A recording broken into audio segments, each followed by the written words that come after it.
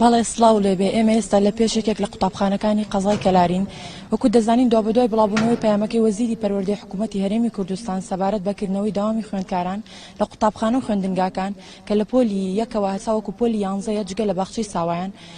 هەروەها ڕاگەیەندراوێک لەلایەن بەڕێوەبەرایەتی پەروەردەی گەرمیانەوە بڵاو کراوەتەوە بۆ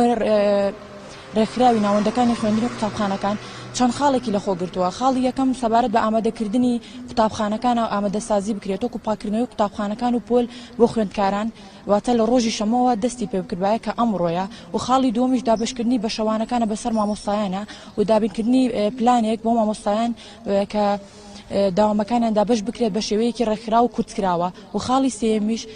کە داوامی قوتابخانەکان بە شێوەیەکی تەناوب دەبێت واتە ڕۆژێک نەڕۆژێش مشکەوا دەکات قوتابیان لە هەفتەی 3 ڕۆژ داوام بکەن. هەروەها سەبارەت بە داوامی خوێندکارانیش ئەزمونەکانی کۆتایی ساڵن لە مانگی 6ەوە دەست پێ دەکات. ئێستا ئێمە لە پێشێکێک لە قوتابخانەکانەوە پێشەوەکو دەبینین هیچ ئامادەکاریەک نەکراوە بۆ کردنەوەی داوام. واتە سبەینێ خوێندکاران دەچنەوە قوتابخانە هیچ زانیاریەک بڵاو کراوەتەوە سەبارەت بەوەی خوێندکارانی سبەینە دەچنەوە بۆ قوتابخانە چی دەخوێنن زانیاری بەڵێ بڵاو کراوەتەوە سەبارەت بەکردنەوەی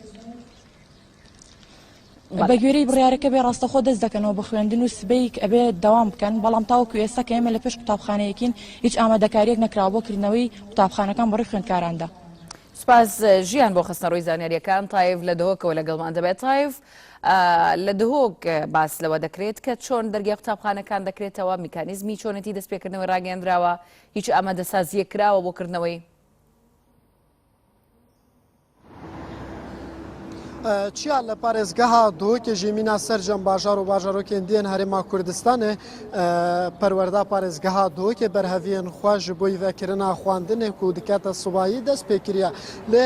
herçenda biryar li ser demê destnîşankirî hatiye dan bû destpêkirina prosesa xwandinê li qutabxaneyên herêma Kurdistanê li navendên xwandinê lê hêşta arîşeyên kerta perwerdê li sunûrê parêzgeha dihokê berdewam in arîşeya kîmiya mamostayan heye arîşeya kîmiya avayên xwandinê heye arîşeya zoriya xwendekaran di nava Polan da heye li gor ew amarên ku bi dest mekeftine li parêzgeha dihokê yanî 5 ji sedê xwandin ji aliyê mamostayên wanebêj li parêzgeha dihokê dihên gotin ev jî yekê ji arîşeyên mezin ku rûbirû kerta perwerdê li sunûrê parêzgeha dihokê bûye. Kêşeya zoriya dewamên xwandinê di navendên xwandinê de yanî li hind qutabxaneyên parêzgeha dihokê yanî çardewamî jî di nava hind xwandingehan da dête kirin li gor gotina endamên civata parêzgeha dihokê. Ew amarên ku li berdestin hûnin li sunûrê parêzgeha dihokê 874 qutabxane êkdewamî têda dihênekirin, 458 qutabxane dûdewamî têda dihênekirin û 23 qutabxane jî sêdewamî têda dihênekirin û hind qutabxane jî weke min amaje pêdayî çardewamî têda dihênekirin. Lewra mamosta û xwendekarên parêzgeha dihokê herçende biryar li ser demê destpêkirina prosesa xwandinê hatiye dan lê daxwaza çareserkirina evan nîşan dikin. Beriya niha jî civata parêzgeha dihokê bi fermî daxa ji hikûmet û wezareta perwerdê kiribû ku ev arîşeyên henî li parêzgeha dihokê werin çareserkirin. تایف یعنی لە ماوەی ڕابردوودا سەرۆکی حکوومەتی هەرێمی کوردستان ئاماژەی بۆدا کە دەبێت ئەو